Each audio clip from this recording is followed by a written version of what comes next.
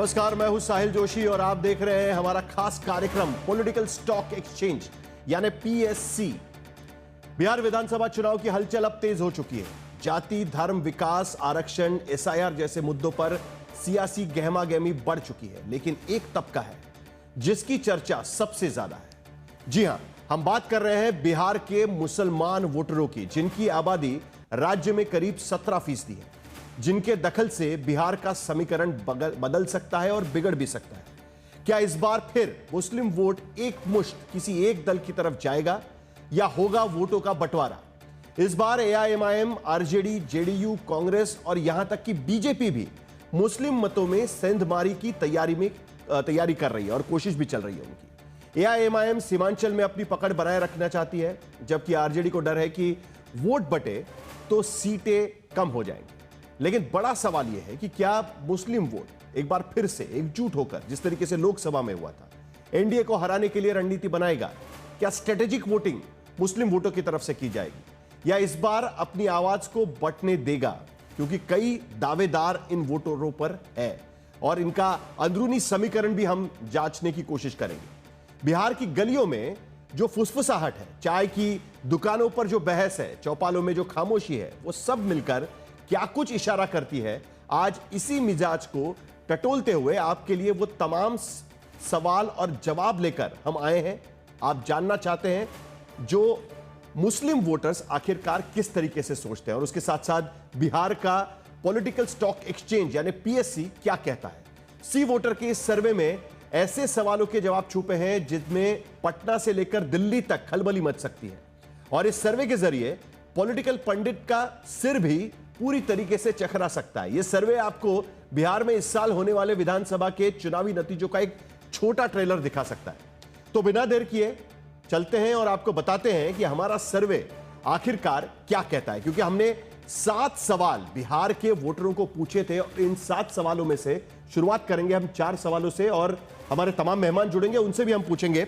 देखते हैं कि बिहार के वोटर, जब हमने उनको यह सवाल पूछे तब बिहार के वोटर क्या कह रहे थे, और खास करके मुस्लिम वोटर्स है। हमने पहले आपको बताया कि 17% मुस्लिम वोटर्स बिहार में है और उसमें भी बटे हुए हैं अलग अलग दलों में। पहला सवाल हमने उनको पूछा था कि वक्फ संशोधन विधेयक से पहले बिहार के नतीजे तय करने में मुस्लिम वोटर्स की भूमिका कितनी अहम है, यह सबसे बड़ा सवाल हमने पूछा था। और उसमें हमने मुस्लिम वोटर्स को भी पूछा था और उसके साथ साथ गैर मुस्लिम वोटर्स को भी पूछा था। तो आप देख सकते हैं कि जो ग्रीन ब्लॉक आपको दिखता है हरे रंग का, वो मुस्लिम वोटर्स को पूछा हुआ ब्लॉक है। जो अन्य आपको दिखता है, जो गैर मुस्लिम वोटर्स, उनको भी हमने पूछा है कि आखिरकार आपको इसके बारे में क्या लगता है इस सवाल को लेकर, और आखिर में कुल यानी दोनों मिलाकर आपको क्या लगता है वो भी हमने पूछा हुआ है। तो यह पहला सवाल, बिहार के चुनाव के नतीजे तय करने में मुस्लिम वोटर्स की भूमिका क्या है। तो 80.5% मुस्लिम वोटर्स कहते हैं कि बड़ी भूमिका, बहुत जरूरी भूमिका उसमें है। 44% अन्य लोग कहते हैं कि हां उनकी भूमिका अहम रहेगी, मुस्लिम वोटर्स की भूमिका अहम रहेगी। और कुल मिलाकर अगर हम देखें तो 50% से ज्यादा वोटर्स को लगता है कि हां मुस्लिम वोटर्स एक बहुत बड़ी भूमिका निभा सकते हैं।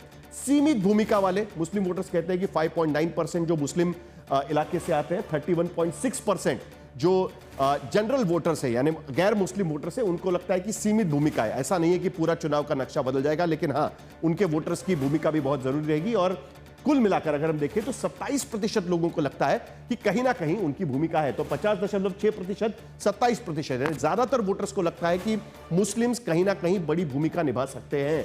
बिल्कुल भी अहम नहीं है 5.4, 10.7, कुल मिलाकर 9.7%, और 12.7% वोटर्स ये कहते हैं कि कह नहीं सकते कि आखिरकार क्या भूमिका इसमें हो सकती है। अगला सवाल हम आपको दिखाते हैं।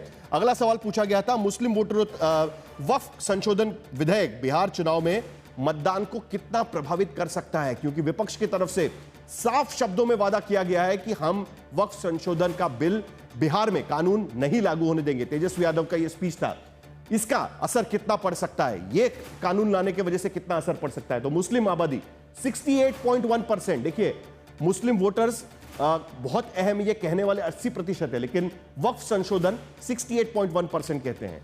गैर मुस्लिम जो वोटर्स हैं उसमें से 42.9% लोग अभी भी कहते हैं कि हां उसका असर पड़ सकता है। और कुल मिलाकर 47.4% लोग कहते हैं कि हां काफी हद तक वो बिहार के चुनाव नतीजों पर असर डालेगा। कुछ हद तक 18.4% कुल अगर हम देखें तो यानी 47.4 प्लस 18.4%, 50% से ज्यादा लोग ये सोचते हैं कि वक्फ संशोधन का जो विधेयक पारित हुआ है, कानून पारित हुआ है, उसका असर कहीं ना कहीं बिहार के चुनाव पर पड़ सकता है। बिल्कुल पड़ेगा नहीं, 25.4% लोग कहते हैं कि बिल्कुल उसका असर नहीं होगा और 8.7% लोग कहते हैं कि कह नहीं सकते। तीसरा सवाल बहुत अहम सवाल है। तीसरे सवाल पर हम चलते हैं कि आखिरकार लोग किस तरीके से सोचेंगे मुस्लिम वोटरों तक, क्योंकि कुछ दिन पहले हमने देखा कि मोहन भागवत आरएसएस के सरसंघ चालक, उनकी मुस्लिम समुदाय के इमामों के साथ में एक बैठक हुई थी, एक आउटरीच प्रोग्राम कहीं ना कहीं चल रहा था। तो मुस्लिम वोटरों तक बीजेपी के पहुंचने के प्रयासों को आप किस तरीके से देखते हैं? बिहार में इस बार प्रधानमंत्री मोदी के चेहरे के साथ भी पैकेट्स बांटे गए थे ईद के दिन पे, तो इसके लिए एक आउटरीच कहीं ना कहीं भारतीय जनता पार्टी की तरफ से भी चल रहा है। तो ये जो प्रयास चल रहा है उसको लेकर मुस्लिम्स क्या सोचते हैं? 16.2% लोग कहते हैं कि बहुत ही गंभीर तरीके से बीजेपी इसके बारे में प्रयास कर रही है। अन्य जो गैर मुस्लिम है 25.4%, और इस गंभीरता को नापने में कुल आबादी अगर हम देखें, वोटर्स की देखें, तो 23.8% लोगों को लगता है कि हां गंभीर तरीके से बीजेपी कोशिश कर रही है। कुछ हद तक गंभीर है, ज्यादा सीरियसली नहीं है, लेकिन है ठीक ठाक, उनकी कोशिश जरूर चल रही है। कुल आबादी देखिए 12.2%, यानी 23.8 प्लस 12.2, यानी ऑलमोस्ट 45% करीब करीब लोगों को लगता है कि बीजेपी कुछ हद तक, काफी हद तक गंभीर इस पूरे मामले को लेकर है कि हमको मुस्लिम वोटर्स चाहिए, हमें मुस्लिम वोटर्स चाहिए। प्रतीकात्मक है, ठीक है, कोशिश चल रही है, लेकिन सिंबॉलिक है, बहुत ज्यादा कोशिश नहीं चल रही है। दिखाने की कोशिश है कि हम मुसलमानों तक भी पहुंचना चाहते हैं, ज्यादा जरूरत उनको नहीं है। मुस्लिम वोटर्स को लगता है, 50.8% मुस्लिम वोटर्स को लगता है कि प्रतीकात्मक है। 37% जो अन्य गैर मुस्लिम वोटर्स हैं उनको लगता है कि प्रतीकात्मक है।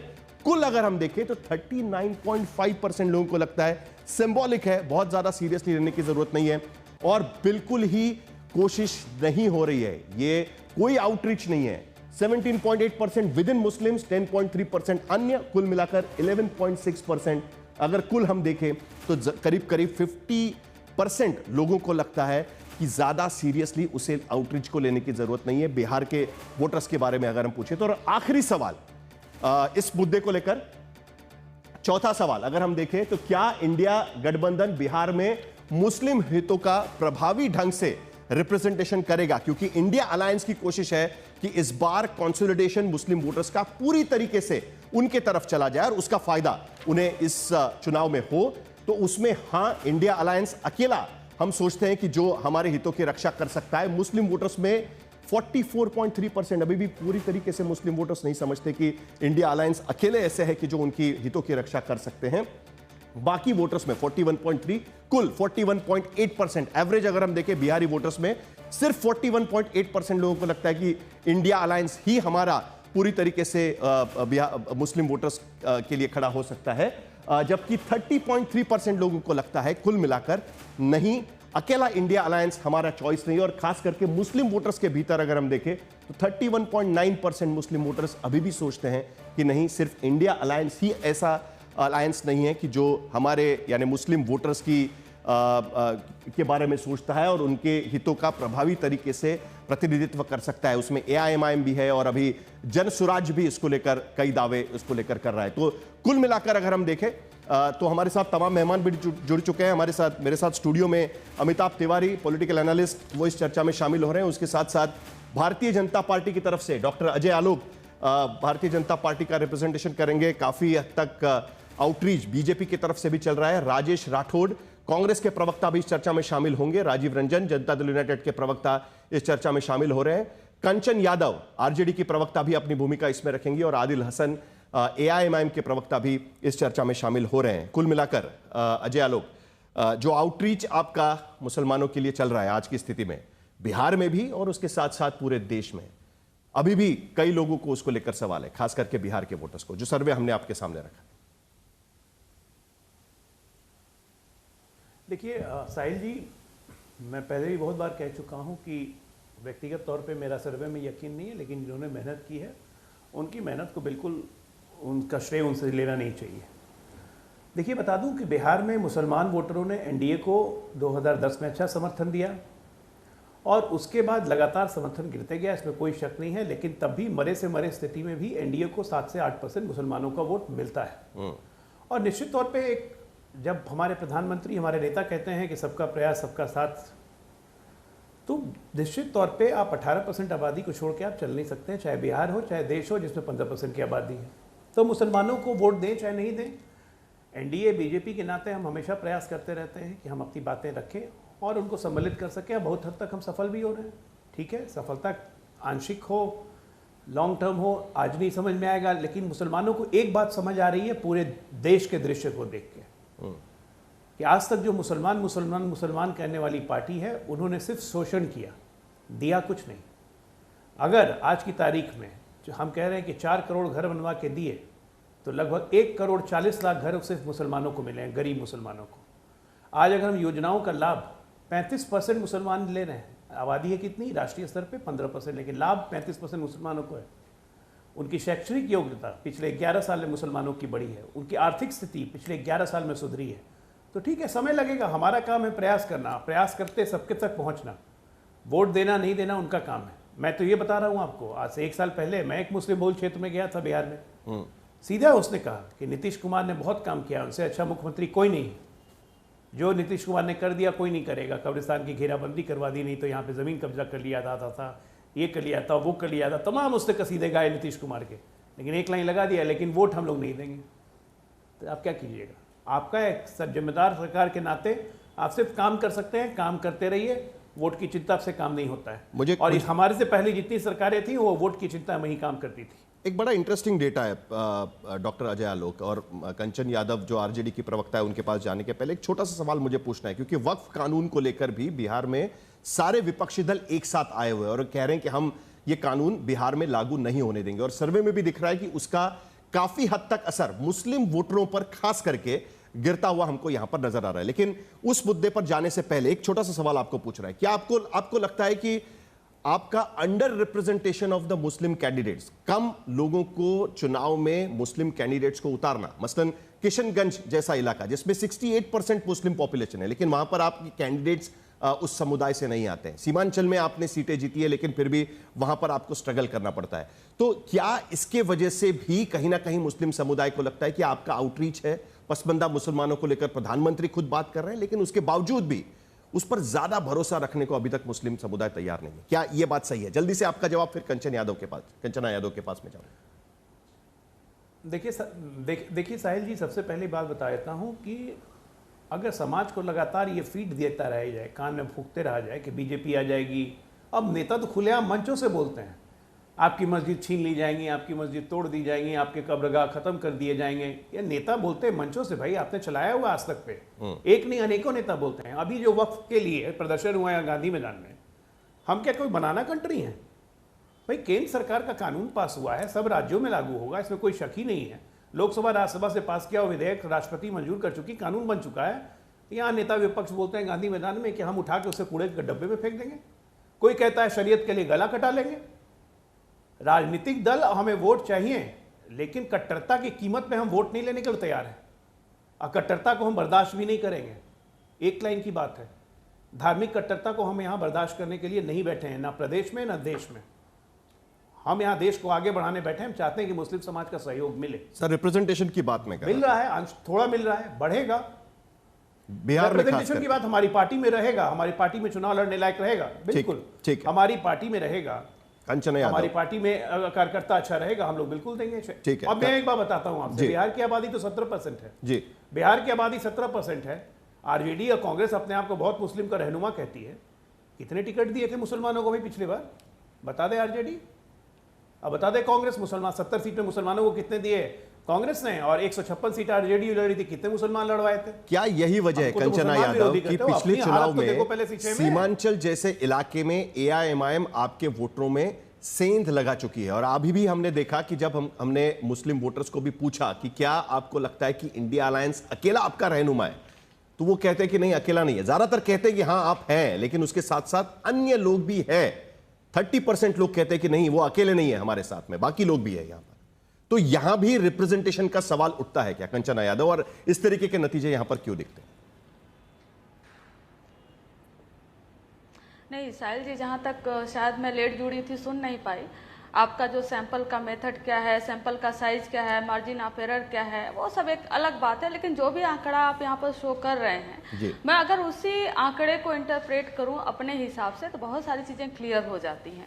और अजय आलोक जी की कुछ बातें मैं सुन पाई, बीच बीच में कट रहा था। कट्टरता की बात कर रहे हैं ये। अरे योगी आदित्यनाथ जी एक मुख्यमंत्री अगर ये बात कहें कि बटोगे तो कटोगे, और ये किसके लिए कहे थे, आपको इसको जस्टिफिकेशन देने की जरूरत नहीं है, तो समझ में आता है कि क्या एक मुख्यमंत्री इससे ज़्यादा कट्टर बयान कोई हो सकता है क्या? जब इस देश के प्रधानमंत्री घुसपैठिए, ज्यादा बच्चा पैदा करने वाले और इस तरह के बयानबाजी दे, टोपी से पहचानने वाले, कपड़े से पहचानने वाले, इससे ज्यादा कट्टरता कुछ हो सकता है क्या? 200 रैलियों में, 130-150 से ज्यादा रैलियों में अगर प्रधानमंत्री जी इस तरह का भाषण दे जो कि धार्मिक कट्टरता पे आता है, जिसमें चुनाव आयोग उनको कोई नोटिस नहीं देता है, क्यों? तो ये कट्टरता में नहीं आता है क्या? कट्टरता कहीं भी हो सकती है सर, आपके नॉलेज के लिए बता दो, कट्टरता कहीं भी हो सकती है। वो हमारे धर्म, हिंदू धर्म में भी हो सकती है, वो उस धर्म में भी हो सकती है, किसी भी धर्म में हो सकती है। तो कट्टरता पे मत जाइए। और दूसरी रही बात कि हिंदू धर्म में कट्टरता होती ना, तो यहाँ पे बाकी लोग आराम से नहीं रह रहे होते। आप दिए हो या हिंदू बहुलता है इसलिए लोग आराम से रहते हैं। कंचना जी सुन लीजिए, अजय आलोक अपने धर्म को कट्टर मत बोलिए, हम लोग कट्टर नहीं है। हिंदू धर्म सहिष्णु है, आप भी हिंदू हैं। सुनिए अजय आलोक जी, यही आपकी समस्या है अजय आलोक जी। आपने कहा कि हिंदू धर्म भी कट्टर है, आपकी समस्या। आपने कहा हिंदू धर्म भी कट्टर है। लीजिए, हम आपके नेता को कट्टर बोले हैं, सुन लीजिए। देखिए साहिल जी, इनको थोड़ा चुप कराइए। नहीं ठीक है कंचना जी, आप आपकी बात खत्म करिए। जो इस तरह के बयानबाजी, वो कटमुल्ले, देखिए स्वीपिंग स्टेटमेंट किसी भी धर्म को लेकर नहीं है।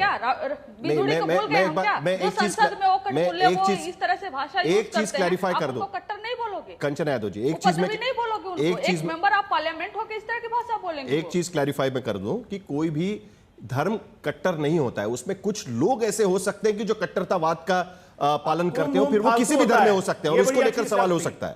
ठीक है, कोई भी एक धर्म पूरी तरीके से सुनिए बोलिए कंचना जी, अपराधी बोले कुंभ क्या होता है? आपकी भाषा में मैं भी बोल सकती हूँ। सुनिए साहिल जी, फिर वही बात। साहिल जी, मैं आपको ये कह रही हूं, मैंने धर्म को कट्टरता नहीं कहा, हमने बोला कट्टर कहीं भी हो सकते हैं, कट्टर कहीं भी हो सकते हैं। अगर यही प्रॉब्लम है आप लोग की, प्रॉब्लम यही है आप लोग की, कहा कुछ जा रहा कन्वे कुछ करते हो, प्रॉब्लम यही है आप लोग की। हमने बोला योगी आदित्यनाथ इस तरह की भाषा बोलते हैं, कट्टर भाषा है ये, तो आपने एक धर्म से जोड़ दिया भाषा। प्रॉब्लम यही है आपकी। जब हमने बोला कि मोदी जी कट्टर भाषा यूज करते हैं, तो आपने एक धर्म से जोड़ दिया। मोदी जी पूरा हिंदू धर्म के ठेकेदार नहीं है, कट्टर होते हैं। अपनी बातों से पलटिए मत, हर कोई है। पहली बात सुन लीजिए, अभी आपने कहा कि हिंदू भी कट्टर होते हैं। साहिल जी, इनको चुप करा दीजिए कि अगर हमने क्या बोला, मुझे चुप करवा के क्या होगा? देश को चुप करवा लीजिए ना। सबने सुनी, एक सजा याफ्ता अपराधी कह रहे हैं कुंभ फालतू होता है। सुनिए अजय आलोक जी, आपके पास कोई आर्गुमेंट नहीं है, आपको टीवी पर भारतीय जनता पार्टी बैठा देती है, आपको कुछ न कुछ। कौन सा? नहीं प्लीज चलिए। कौन सा? मुझे क्या भारतीय जनता पार्टी बैठाई? मेरी रिक्वेस्ट है अजय आलोक जी, मत कीजिए। मेरी रिक्वेस्ट है, क्यों आप बैठे? आर्गुमेंट नहीं होता है। कंचना यादव प्लीज, मेरी रिक्वेस्ट है आप लोगों से, ऑर्नामेंट नहीं है। मेरी रिक्वेस्ट है आप दोनों से कि कृपया करके पर्सनल टिप्पणियां मत करिए एक दूसरे पर, और मुद्दे पर हम रहेंगे। कोई किसी को कट्टर नहीं कर रहा है, प्लीज मुद्दे पर हम रहते हैं। इस सर्वे को लेकर हम बात करते हैं, इसमें जो नतीजे निकल कर आ रहे हैं उसको लेकर मैंने कंचना यादव से सवाल पूछा है, बाकी लोग भी इसका इंतजार कर रहे हैं और बाकी और 3 सवाल मेरे पास बाकी है। कंचना जी, आपका मुद्दा खत्म करिए। जो मैंने आपको सवाल पूछा है कि कहीं ना कहीं आपको भी रिप्रेजेंटेशन कम देना यह भारी पड़ रहा है, क्योंकि अभी भी कई लोग ये कहते हैं कि सिर्फ इंडिया अलायंस के सामने, मुस्लिम समुदाय से कई लोग अभी भी ये कहते हैं कि सिर्फ इंडिया अलायंस हमारे हितों की रक्षा नहीं करेगा, बाकी लोग भी है, जिसमें जेडीयू भी होगा, एआईएमआईएम भी होगा और बाकी लोग भी हो सकते हैं, इवन बीजेपी उसके लिए कोशिश कर रही है। उसको लेकर आप जवाब दीजिए कंचना जी, चलिए जी।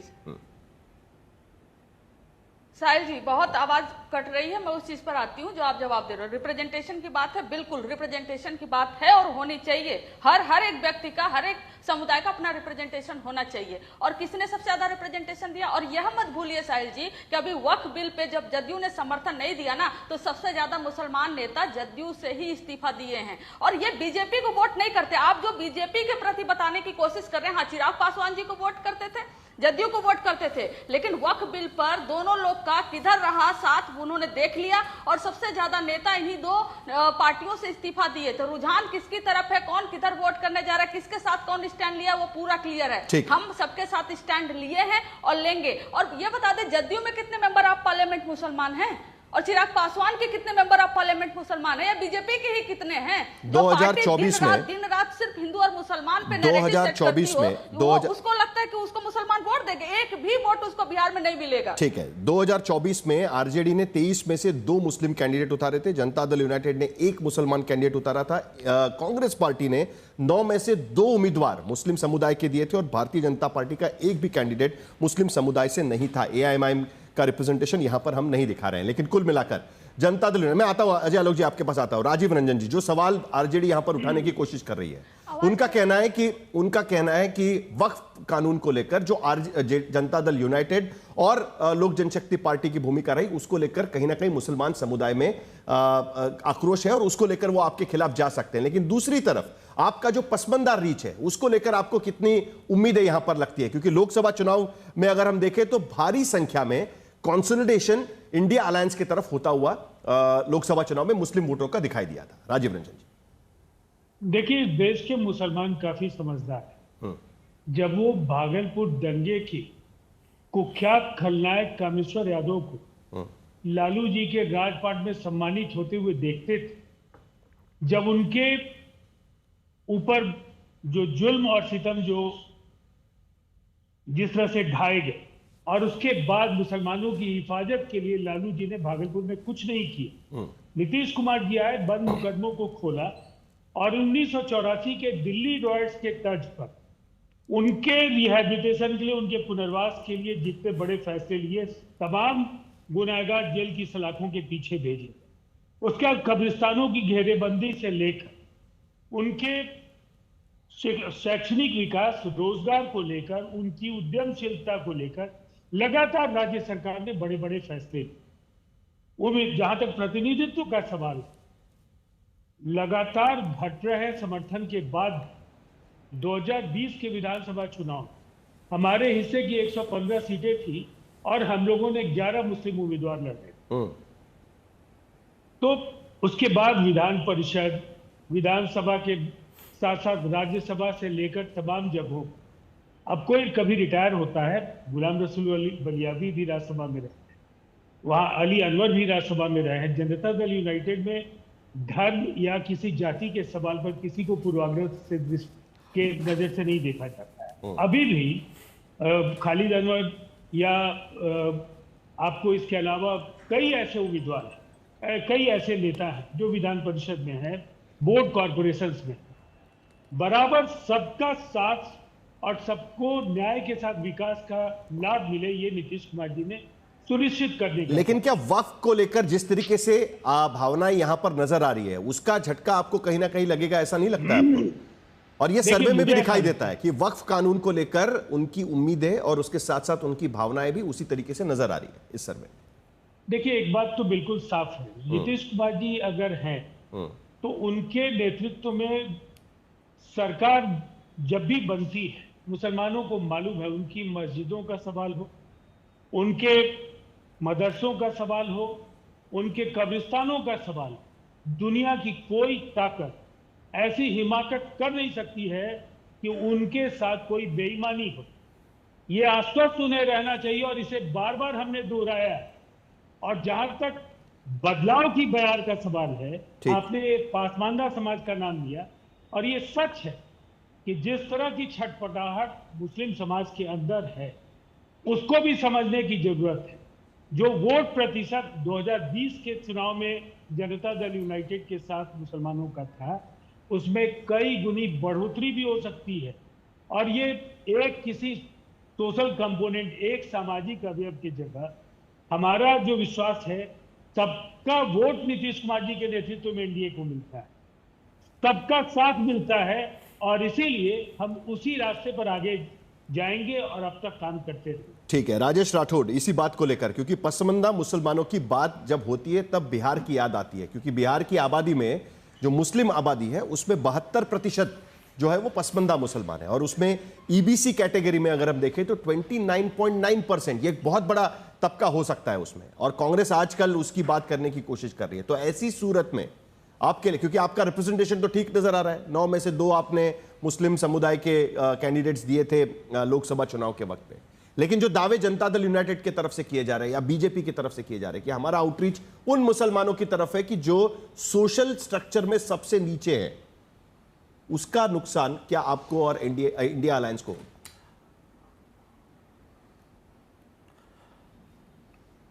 साहिल भाई, बिहार का चुनाव, अब बिहार के आवाम हिंदू मुस्लिम की लड़ाई से बहुत आगे बढ़ चुका है। हिंदू मुस्लिम के नाम पे बिहार में कोई चुनाव 2025 में नहीं होगा। जिस प्रकार से 2024 में भैंस पे, मंगलसूत्र पे, राम मंदिर पे चुनाव नहीं हुआ। इस बार का चुनाव कैग के उस रिपोर्ट पे होगा जिसमें बिहार ने 70,000 करोड़ का घोटाला किया है। बिहार का चुनाव उस रिपोर्ट पे होगा नीति आयोग के, जिसमें बिहार को हर पौधान पे नीचे बताया है, चाहे वो शिक्षा का हो, रोजगार का हो, पलायन में आगे बढ़ाया है, उद्योग में नीचे बढ़ाया है, शिक्षा की व्यवस्था में सबसे नीचे बताया। मैं नहीं बता रहा हूं, ये नीति आयोग के रिपोर्ट हर चीज में, एक चीज में सिर्फ 2022 के बाद वो रिपोर्ट नहीं आया है, और एक चीज में बिहार वो भी दूसरे नंबर पे है, ऊपर से, नीचे से और ऊपर से। वो क्या है? वो क्राइम में। और उस क्राइम पे बारे में मैं आज ही बता रहा हूं कि मीडिया को मैं नहीं, एनडीए के एक मंत्री चिराग पासवान जी ने स्वयं कहा है। अगर आप इजाजत दे तो मैं उसको दिखाऊं या सुनाऊं, नहीं तो मैं बोल देता हूं। वो तो खबर सुबह से चली रही है। चिराग पासवान खुद कह रहे हैं कि मैं दुखी हूं कि इस सरकार को मुझे समर्थन करना पड़ रहा है। मैं खुद कह देता हूं, ये खबर तो हम भी चला रहे हैं और सुबह से चल रही है। मैं वही आ रहा हूं। मैं साहिल भाई इतना ही नहीं कहे हैं।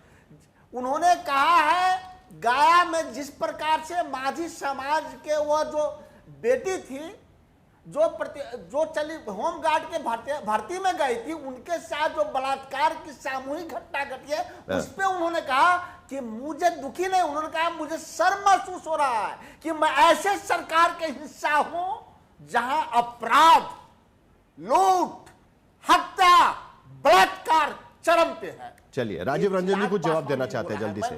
देखिए, सबसे पहली बात ये है, इससे जवाब ले लेते हैं कि बिहार का चुनाव अच्छी बात है, मुस्लिम पे नहीं होगा। नहीं चलिए, होगा रोजगार पर, होगा पलायन पे, राठौर जी, होगा किसान पे, होगा दलित अत्याचार,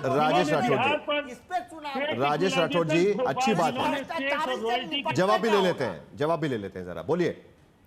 देखिए, जिन लोगों ने बिहार को इंटरनल कॉलोनी बना, जिन्होंने आंतरिक उपनिवेश बना करके बिहार के संसाधनों को लूटा, बिहार पर माल भाड़ा समानीकरण नीति लादने का काम किया, शेष रॉयल्टी के दरों में बेईमानी की, जिन्होंने हर 5 ईयर प्लान में बिहार के साथ सौतेला व्यवहार किया, आज वो बिहार की बात करते हैं। बिहार ने वो हासिल किया है देश के औसत से 4.5% से ज्यादा। बिहार नहीं, आप पूछो राजेश जी, मैंने आपको टोका नहीं था। के बयान से इत्तेफाक रखते हैं या नहीं? अरे क्या सीख रहे हो यार, क्या सीख रहे? जिस प्रकार से राजेश राठौर जी, शांति से राजेश राठौर जी, नहीं म्यूट कोई नहीं होगा, वो सुन लेंगे मेरी बात वो सुन लेंगे, उन्हें भी पता है। राजेश राठौर जी, अगर आप दूसरे को बोलने नहीं देंगे ना तो पता ही नहीं चलेगा कि उनका जवाब क्या है, आगे आपकी बारी आएगी तो मैं वही, और फिर दूसरा भी उसमें घुस जाएगा तो आपको भी बोलने नहीं मिलेगा। तो हम जरा दूसरे की बात भी सुन लेते हैं, और आपने मुद्दा छेड़ा है तो जरा देख भी लेते हैं कि क्या बोला था चिराग पासवान ने, तो ठीक से जवाब भी ले लेंगे, क्योंकि जनता दल यूनाइटेड जेडीयू कह रहा है कि शरीर कहीं और आत्मा कहीं है। जरा एक बार सुन लेते हैं नीतीश सरकार पर जो चिराग पासवान का निशाना है, और आज अचानक उन्होंने इस बात को लेकर बोला है, जो गया में घटना हुई है उसको लेकर भी उनका ये स्टेटमेंट है कि ऐसी सरकार को समर्थन जहां अपराध बेलगाम, ये मेरे लिए काफी मुश्किल है, ये वो कह रहे हैं। बड़ी दुख की बात है कि ऐसे सरकार को मुझे समर्थन करना पड़ रहा है, और उसको लेकर उन्होंने इस बात को कहा है। वही खबर हम दरअसल दिखाने की कोशिश कर रहे थे। चलिए, तो इसी बात पर आपका जवाब चाहिए सर, क्योंकि आप तो जनता दल यूनाइटेड इस सरकार पर ही कहीं ना कहीं राजीव रंजन जी वो सवाल उठा रहे हैं, और मैं वो भी पहले चिराग पासवान। 30 सेकंड पहले कांग्रेस की बात का जवाब दे देता हूँ। बोलिए, चिराग पासवान पर भी बगैर लाग लपेट के मैं बोलूंगा, जी। लेकिन पहले सुन लीजिए। जी तो मैंने क्या कहा, जिन लोगों ने बिहार को लूटा, रौंदा, बिहार की अस्मिता को अपमानित करने का काम किया, जिन्होंने बिहार पर जबरन गुलामी थोपी, आज बिहार और नीति आयोग के आंकड़ों के बीच का रिश्ता ढूंढ रहे हैं। दरअसल बिहार तेजी से उभरता हुआ राज्य है ठीक। और देश की औसत से 4.5% से ज्यादा हमारा ग्रोथ रेट है। पहली बात, बिहार ने रोजगार के मामले में लगभग राष्ट्रीय कीर्तिमान स्थापित किया है। केवल अब तक 12 लाख नौकरियां, 39 लाख रोजगार और 94 लाख बेरोजगार लघु उद्यमी बनने जा रहे हैं। राजीव जी, हम लोग ये 94 आंकड़े लाख। कई बार बोल चुके और हैं। आज की स्थिति ऐसी है कि आपके गठबंधन के एक बड़े नेता जब बयान दे रहे हैं कि मुझे दुख हो रहा है कि मैं बिहार के सरकार को समर्थन दे रहा हूं, उसी पर जवाब दीजिए ना सर, उसी पर। मैं तो कह रहा हूं, नहीं ये भी तो जरूरी है साहिल जी। नहीं, अगर ये आपने आंकड़े गिन चुके हैं ना, हम बिहार कई को बार गिन कहा चुके कि हैं। बिहार फिसड्डी है जी। और मैं जवाब नहीं दूं, नहीं ये दे जवाब तो पाएंगे। आपको लेना पड़ेगा ना। पक्का नहीं दे पाएंगे। और जहां तक चिराग पासवान का सवाल है, हाँ। मैं एक बात आपको बता देता हूं, ठीक, राजनेताओं को गंभीरता के साथ अपनी बात कहनी चाहिए। कोई भी राजनेता अपने गिरबा में झांकी हाँ। और अपनी पार्टी के दरवाजे अपराधियों के लिए बंद कर दे, तो मैं समझता हूं अपराध मुक्त राज्य के निर्माण में उसकी भूमिका बेहद महत्वपूर्ण हो जाएगी। जहां तक बिहार के कानून व्यवस्था का सवाल है, देश में कहीं आदर्श स्थिति नहीं हो सकती है, दुनिया में कहीं नहीं हो सकती है। घटनाएं घटने के बाद बिहार पुलिस ने शानदार काम किया है। हर मामले में ठीक। गिरफ्तारियां हुई हैं और गिरफ्तारियों के बाद मामलों के उद्भेदन, ठीक। अनुसंधान की गुणवत्ता, और ठीक। अब 100 फास्ट ट्रैक कोर्ट खोले गए। चलिए उम्मीद करते हैं कोर्ट्स के जरिए, स्पीडी ट्रायल के जरिए हम इन अपराधियों को जल्द से जल्द वो- सजा भी देने जा रहे हैं। उस दिन हम चर्चा कर रहे थे, वो गोली मारने वाले अपराधी, वो भी अब कहीं बंगाल में पकड़े गए हैं। उस पर हम आते हैं, और बाकी भी 3 सवाल मुझे दिखाने। अमिताभ तिवारी भी मेरे साथ है, आदिल हसन भी मेरे साथ है, लेकिन आदिल हसन जी जल्दी से आपसे एक प्रतिक्रिया लेनी है। कुछ दिन पहले असदुद्दीन ओवैसी का मैंने इंटरव्यू किया था और उन्होंने साफ शब्दों में कहा था कि बाद में मत रोइए, आरजेडी को वो कह रहे थे, बाद में मत रोना, अभी अगर आपको बात करनी है तो कर लीजिएगा। क्या ये आंकड़े देखने के बाद आज भी आप वही कहना चाहते हैं आरजेडी को? आरजेडी की प्रवक्ता भी यहां बैठी है और कांग्रेस के प्रवक्ता भी यहां बैठे हुए हैं। एक बार फिर आप वही कहना चाहते हैं कि वो अकेले नुमाइंदे नहीं है इंडिया अलायंस मुस्लिम वोटरों के लिए? नहीं, हमने तो पहले भी आरजेडी के सामने प्रस्ताव रखा। 2020 में जब 5 एमएलए जीते थे तो लालू जी ने, तेजस्वी जी ने, मनोज झा जी ने बहुत बार फोन किया था, समर्थन मांगा था। फिर परिस्थिति होगी जब लेट हो जाएगा, उस वक्त भी हम 5 सीट मांग रहे थे, उस वक्त बोलते थे क्या होगा, लेकिन सीमांचल की जनता ने जिताया। वो तो और ये चले गए ना, लेकिन आरजेडी ने अपने घर में 2 टिकट दिया और वो विधेयक तो कांग्रेस के भी जाते हैं, भाजपा के भी जाते हैं, जदयू के भी जाते हैं। जाने से जनता तो हमें जिताई ना, जनता तो असदुद्दीन ओवैसी साहब, अख्तर उल इमान साहब के नाम पर जिताई। आरजेडी ने सिर्फ लोकसभा में अपने घर में 2 टिकट दिया और सिर्फ मुस्लिम समुदाय को 2 दिया। ये एक सच्चाई। और जहां तक आप भाजपा की बात करते हैं, भाजपा का बिहार में नरेंद्र मोदी से बिहार के लोग पूछ रहे हैं, semiconductor factory, pharmaceutical factory, defence corridor, textile corridor कहां है, ये पूछ रहे हैं कि 4078 दिन प्रधानमंत्री रहे, लेकिन एक नहीं तो जल्दी से बता दीजिएगा, वक्फ कानून को लेकर आप माहौल बनाएंगे या बिहार की स्थिति को लेकर कानून, वक्फ को लेकर आप वहां पर माहौल बनाएंगे या स्थिति को लेकर माहौल बनाएंगे? सवाल तो यही पूछा जा रहा है ना कि वक्फ, फिर आप वक्फ को लेकर इतना माहौल बना रहे हैं, आप वक्फ के मुद्दे पर उनके साथ चले जाते हैं, अपोजिशन पार्टीज के साथ, तो आप माहौल किस चीज को लेकर बनाना चाहते हैं? हम अब बीजेपी को, सर हम बीजेपी के खिलाफ थे, हैं और क़यामत के सुबह तक रहेंगे। हम चाहते, हमारी लड़ाई ओवरऑल है। सीमांचल डेवलपमेंट बोर्ड है, एएमयू किशनगंज है, सुरजापुरी बिरादरी का कंचना यादव, पोस्ट मैट्रिक वो प्रस्ताव का क्या हो गया? ओवैसी बार बार आपको प्रस्ताव दे रहे हैं और वो कह रहे हैं कि घर वालों को टिकट देते हैं, मुसलमानों को टिकट नहीं देते हैं। हम सीमांचल के अंदर नाइंसाफी उस पर करेंगे, बाद में मत रोइए। मुसलमानों को हिस्सेदारी, एआईएमआईएम बार बार कह रही है कि हिस्सेदारी कम मिलती है, आपके पार्टी में भी कम मिलती है। 40% मुसलमान, आप आरोप लगाती है बीजेपी पर कि वो उनको रिप्रेजेंटेशन नहीं देते, आप पर भी वही आरोप लग रहा है। टारगेट किया जाता है। वोट चाहिए लेकिन रिप्रेजेंटेशन नहीं है। कंचना यादव, अब बीजेपी तो आज तक एक एमएलए, एमपी, मिनिस्टर नहीं दिया। बीजेपी को तो बोलने का मानिटी पे हक नहीं है। कंचना जी, फिर आवाज कट रहा है। चलिए, कंचना जी का आवाज मेरे ख्याल से कट रहा है, जरा उनका ऑडियो ठीक किया जाए ताकि उनको पता चले कि एआईएमआईएम के प्रवक्ता क्या कह रहे थे। लेकिन राजेश राठौड़ जी, आप ही जवाब दे दीजिएगा इंडिया अलायंस की तरफ से। आ गई आवाज आ गई आवाज। कंचना जी, आपने सुना आदिल हसन ने क्या कहा? मेरा सवाल आपने सुना? पहले आप मेरा सवाल आपने सुना कि नहीं सुना? जी, मेरा सवाल सुना आपने? सवाल प्लीज रिपीट कर। अच्छा, मैं रिपीट कर देता हूँ। कुछ दिन पहले ओवैसी साहब ने कहा था, और वो रिपीट किया अभी आदिल हसन साहब ने, कि बाद में मत रोइएगा, उनको साथ में ले लीजिएगा। 5-5 सीट देकर आप चाहते कि उनको साथ में लेना। उन्होंने ताकत दिखा दी है पहले ही, और यहां पर भी दिखता है कि बहुत सारे मुसलमान ये कहते हैं कि देखिए, सिर्फ आप नुमाइंदे नहीं है उनके, बाकी लोग भी है, उनके हितों की रक्षा बाकी लोग भी कर सकते हैं। देखिए, जिसको हितों की रक्षा करनी है वो करेगा, हम उस पर आते हैं। लेकिन हम कीर्तिमान स्थापित करने पर एक बार हम आ जाते हैं। मैं उस पर जवाब जरूर दूंगी कि ये जदयू के प्रवक्ता कह रहे हैं कीर्तिमान स्थापित कर दिए हैं। इलेक्शन कमीशन कह रहा है कि 35 लाख लोग अस्थायी रूप से विस्थापित हो गए, और ये कीर्तिमान स्थापित किया है जदयू की ये सरकार सारे ने। आंकड़े हम ये अलग चर्चा में डिस्कस कर गंभीरता की चुके बात हैं। कर रहे हैं, सुन लीजिए। ये पहले इसका जवाब दे दीजिए ना, उस पर भी आएंगे ना हम, क्योंकि अगले भी 3 सवाल है। नहीं, अभी और ये आंकड़े हम पहले भी डिस्कस कर चुके हैं। मैं उसका जवाब दे रही हूँ। हाँ। सुनिए साहिल जी, आप वो भी बात आप डिस्कस कर चुके हैं, लेकिन आप सुनना चाहते हैं आरजेडी से, तो आप सुन लीजिए। हाँ। जब इनका आया था लेटर कि हम महागठबंधन को समर्थन देना चाहते हैं, मजबूत करना चाहते हैं, हाँ। तो मजबूत करने के कई तरीके होते हैं, जिसपे हमारे मनोज झा जी ने कहा था, अगर आप मजबूत करना चाहते हो और इंडिया गठबंधन को लड़ना और जीतना देखना चाहते हो, तो एक ऑप्शन यह भी हो सकता है कि आप नहीं लड़ो। हाँ। क्या आप दूसरा ऑप्शन क्या अपना रहे हो? नहीं अपना रहे हो। बाकी अलायंस में आएंगे या नहीं आएंगे, ये बात की बात है, चर्चा की बात है। ये दोनों पार्टियों तो वो के बलि चढ़ा दे अपना नेता जो वो नहीं बात लड़े, कर लेंगे उस पर। आदिल हसन। हम और ये आदिल जी बैठकर यहाँ पर डिसाइड नहीं करेंगे, ये वो भी देख लेंगे, हमारे नेता भी देख लेंगे कि साथ में लेना है कि नहीं लेना। जल्दी से आदिल हसन, आपकी प्रतिक्रिया अमिताभ तिवारी के पास भी जाऊंगा। नहीं, अगर ये महागठबंधन को सच में जीतना देखना चाहते हैं तो जल्दी से आदिल हसन। साहिल भाई, मनोज झा जी के अशफाक करीम साहब के जगह पर मनोज झा जी राज्यसभा चले गए, उनके बूथ पर बीजेपी को वोट मिलता है।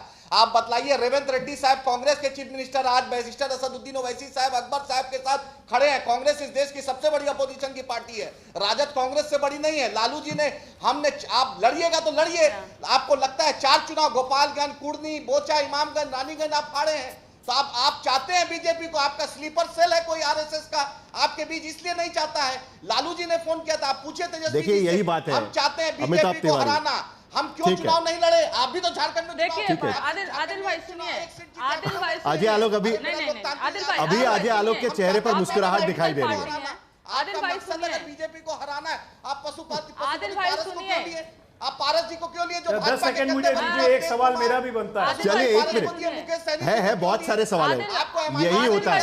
अगर आपको आदिल भाई सुनिए, आपकी एक पॉलिटिकल पार्टी है, आप जरा शांत करिए दोनों को, प्लीज प्लीज प्लीज जरा शांत करिए। आदिल भाई मेरी रिक्वेस्ट है, जरा प्लीज शांत हो जाइए। यहाँ झगड़ा करके फायदा नहीं है। चिट्ठी भेजिए आपको, आप जवाब दे दीजिएगा, ये अलग से कर लेंगे, ये अलग से कर सवाल मेरा भी। अजय आलोक जी आता हूं 1 सेकंड। अमिताभ तिवारी यहाँ पर स्टूडियो में है मेरे साथ में, जल्दी से। कंचना जी 1 सेकंड प्लीज, मेरे साथ अमिताभ तिवारी यहाँ पर स्टूडियो में, जरा उनसे एक जल्दी से राय मुझे लेनी है इस बात को लेकर कि यही कारण आपको लगता है कि इस बार जिस तरीके से लोकसभा चुनाव में मुस्लिम वोट कंसोलिडेट हो गए एक तरीके से, क्या बिहार में राज्य के चुनाव होते हैं तो वो कंसोलिडेशन खत्म हो जाता है? महाराष्ट्र में भी हमने देखा कि लोकसभा चुनाव में कंसोलिडेशन, लेकिन जब असेंबली के चुनाव होते हैं, विधानसभा के चुनाव होते हैं, तो उनका बंटना शुरू हो जाता है। क्या यही चीज बिहार में भी दिखाई दे रही है? जिस तरीके की राय यहां पर मुद्दों पर एक साथ, लेकिन वोटिंग के लिए अलग अलग नहीं, क्योंकि पूरे इंडिया में हम ये देखते हैं कि जहां पर भी मुस्लिम कैंडिडेट्स खड़े होते हैं एज इंडिपेंडेंट्स और अदर पार्टीज, वहां पर जो मेन ऑपोजिशन विपक्ष पार्टी है उसका वोट उन कैंडिडेट्स में स्प्लिट होता है। ये लार्जली रिप्रेजेंटेशन का इशू है, जो आपने पहले कहा है, और जैसे ही चुनाव नीचे चला जाएगा वैसे वो रिप्रेजेंटेशन का सवाल बढ़ता है। और जो ये यहाँ पे डिफरेंसेस दिख रहे हैं वो क्लियरली आपके क्वेश्चन में दिख रहा है, करेक्ट, कि सिर्फ 43% लोग कह रहे हैं, मुस्लिम्स कह रहे हैं कि हम इंडिया गठबंधन के साथ खड़े हैं या उनको मानते हैं कि ये हमारा रिप्रेजेंटेशन करेंगे, जबकि 31% कह रहे हैं कि हम कह नहीं सकते या फिर हम दूसरे पार्टीज के साथ खड़े हैं। तो स्प्लिट ऑफ ऑपोजिशन वोट पिछली बार भी 13% 18 में से 13% महागठबंधन, 2% मीम, 2% अदर्स और 1% एनडीए। और यही बड़ी इंटरेस्टिंग बात है कि विधानसभा चुनाव में बीजेपी का मुस्लिम वोट प्रतिशत भी कहीं ना कहीं बढ़ जाता है। लेकिन कुछ और भी इंपॉर्टेंट सवाल है, एसआईआर को लेकर भी कई सारे मुद्दे हुए और उसको लेकर भी हमने लोगों से सवाल पूछे थे। जरा वो भी जल्दी से 3 सवाल हम दिखाना चाहते हैं। पॉलिटिकल स्टॉक एक्सचेंज में 5वां सवाल जो हमने पूछा था, क्योंकि हाल ही में तेजस्वी यादव ने धमकी दी है कि अगर एसआईआर की प्रक्रिया रही तो शायद हम चुनाव का बहिष्कार कर सकते हैं। तो कितना सही कदम है? मुस्लिम समुदाय कहता है, 44.9% मुस्लिम समुदाय के लोग कहते हैं कि सही कदम है, 37.4% अन्य समुदाय के लोग कहते हैं कि सही, और कुल मिलाकर 38.7% एवरेज लोग यहां पर कहते हैं, जबकि 37.2% कहते हैं कि बिल्कुल सही कदम नहीं है इस तरीके की बात करना, और 24% के करीब लोग कहते हैं कि कह नहीं सकते कि यह सही कदम है कि नहीं है।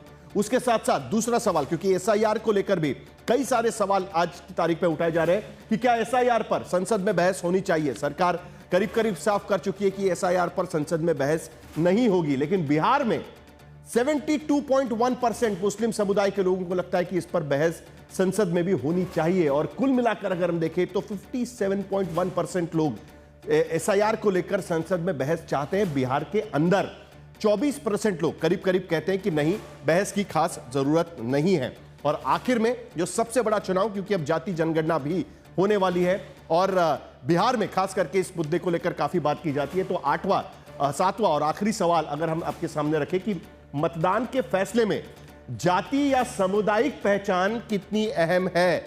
आज की स्थिति में भी मुस्लिम समुदाय के 46.2% लोग कहते हैं कि बहुत जरूरी है, अन्य में 37% और कुल मिलाकर 38.7% लोग कहते हैं कुछ हद तक जरूरी है। अभी भी बिहार में 21.9% लोग मानते हैं। कुल मिलाकर 50% से भी ज्यादा लोग यह मानते हैं कि हां, मतदान के फैसले में जाति या सामुदायिक पहचान जरूरी है, और 27.1% बिल्कुल नहीं मानते हैं और कह नहीं सकते 12.3%। तो अभी भी 50% से भी ज्यादा लोग ये समझते हैं कि इस जाति की पहचान बहुत जरूरी होती है जब मतदान का विषय होता है, और उसके साथ साथ ज्यादातर लोग ये समझ रहे हैं कि एसआईआर पर भी चर्चा होनी चाहिए। डॉक्टर अजय आलोक, अब यहां पर सवाल होता है कि एक बार एसआईआर पर प्रक्रिया कर दीजिए, आपने पहले ही आप बात करना चाहते हैं, जल्दी से आपकी प्रतिक्रिया इस पर। देखिए, मैं प्रतिक्रिया दूंगा, लेकिन अभी इतने देर से लगातार इस डिबेट पे हम लोग मुसलमान मुसलमान मुसलमान कर रहे हैं। जी, कंचन जी से पूछना है, यादवों को भूल गई हैं क्या? क्योंकि मोतिहारी के अजय यादव आज भी न्याय की प्रतीक्षा कर रहा है। वो तेजस्वी के, लालू के मुंह से सुनना चाहता है कि मेरी हत्या क्यों कर दी गई गला रेत के मंदिर के सामने मुहर्रम के जुलूस के द्वारा। उस अजय यादव के बारे में शब्द नहीं निकलते हैं। आज का सर्वे जो है ये क्लासिकल है आपका। अगर 27.1% इस बिहार में लोग कह रहे हैं कि जातीय और संप्रदाय की भावना बिल्कुल जरूरत नहीं है, तो ये मैं बिहार के लिए बहुत बड़ा अचीवमेंट मानता हूं, क्योंकि ये संख्या बढ़ती चली जाएगी। जैसे जैसे जैसे जैसे शिक्षा बढ़ेगी, जागृति बढ़ेगी, ये संख्या बढ़ेगी। और जब ये संख्या बढ़ेगी ना, तो किसी यादव का मुहर्रम जुलूस में गला नहीं रेता जाएगा और लीडर्स के द्वारा शांति नहीं अक्वायर की जाएगी। लालू यादव कुछ बोलना चाहिए था, तेजस्वी को कुछ बोलना चाहिए था अपने अजय यादव के बारे में। ये भी एक फैक्टर है जो अभी तक आपके सर्वे ने नहीं चेक किया है। जरा यादवों का भी अंडर करंट ले लीजिए। मुसलमानों का तो अंडर करंट बहुत लिया आपने। जब 17% का ले रहे हैं तो 14% का भी लीजिए अंडर करंट। कंचना यादव, कहीं 17% के चक्कर में 14% तो नहीं फिसल जाएगा? सुनिए, एक सबसे पहले अजय आलोक जी आपको बता दें, जब आप विधानसभा के अंदर डिप्टी चीफ मिनिस्टर्स बना के गुंडों को भेजोगे ना, जो भाषाई मर्यादा नहीं समझेगा, तो ऐसी हरकतें के लिए आप ही लोग जिम्मेदार हो। और आप हमें बात करने के लिए कह रहे हो, गीला हो जाएगा, गीला हो जाएगा बोलेगा होम मिनिस्टर आपका, नेता विपक्ष होकर विधानसभा में बोलेंगे गीला हो जाएगा, गीला हो जाएगा, हाथ दिखा दिखा के। ये भाषा की मर्यादा होती है। ये होगा, ये जाति आपका, ये जाति आपका। सुनिए अजय आलोक, ये शोभा देता है, ये आपका, ये जाति आपका। नहीं, ये शोभा देता है कि गीला हो जाएगा, गीला हो जाएगा विधानसभा में कहना। आपकी बीमारी क्या है, आप ही चेक करवा लीजिए। ये आपकी जाति होगी, वो आपकी जाति होगी। पूरे बिहार की जनता हमारी है, पूरी बिहार की जनता हमारे साथ है। बीमारी जाके ठीक करवाइए। आपके नेता को बीमारी है, आपके नेता को बीमारी हो गई है, बौखला गए, मानसिक संतुलन हिल गया है, होम मिनिस्टर है, निश्चित हार देख के बौखला चुके हैं। कुछ से कुछ बोल रहे हैं, कभी सूत्र को फलाना, कभी गीला हो जाएगा, गीला हो जाएगा। चलिए, ये विधानसभा का डिबेट नहीं है जहां पर इस तरीके की भाषा हम इस्तेमाल कर सकते हैं। चलिए, कंचना यादव जी, सुनिए साहिल जी, जल्दी से मुझे साहिल जी, राजीव रंजन जी से एक सवाल पूछना है, जल्दी से। जब हम बोल रहे हैं तब आज आलोक बीच में बोल रहे हैं, जब हम बोल रहे हैं तब बीच में वो बोल रहे हैं, आप एक बार भी नहीं रोक। हम अरे सबको रोका। कंचना जी आप बोलिए बोलिए बोलिए। मैं किसी के बीच में साहिल जैसे डिबेट नहीं हो सकता। अरे आप बोलिए तो सही, आप समय खत्म हो जाएगा, इसी में अपना समय निकल जाएगा। जल्दी से कोई वे नहीं हो सकता। बोलिए बोलिए बोलिए बोलिए। आपकी चुनाव बात नहीं खत्म हो करें। सकता है, ऐसे डिबेट नहीं हो सकती है, हम बहिष्कार करेंगे। कर दो बहिष्कार। फिर सुन लीजिए, बोलिए, खत्म करिए आपकी बात, खत्म करिए। अजय आलोक जी,